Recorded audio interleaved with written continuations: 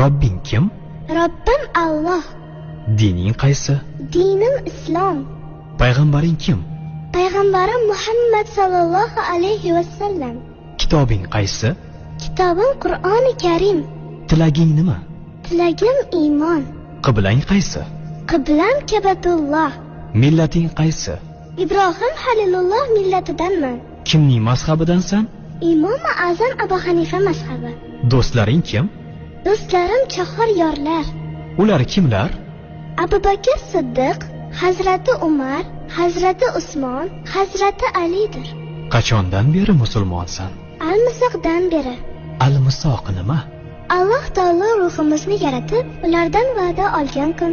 E'tiqoding qaysi? Ahli sunna va jamoa e'tiqodi. Kimni yaxshi ko'rasan? Alloh taoloni.